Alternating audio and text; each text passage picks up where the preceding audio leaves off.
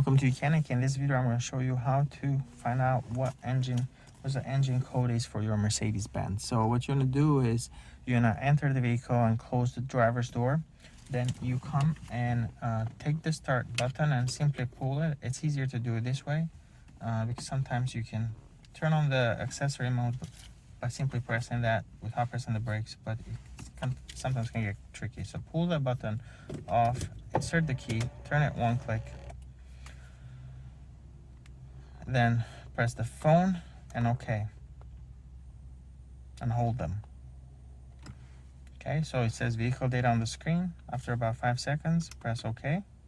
Here we're displaying the battery voltage, 11.8 volt. Keep scrolling down using the button on the left.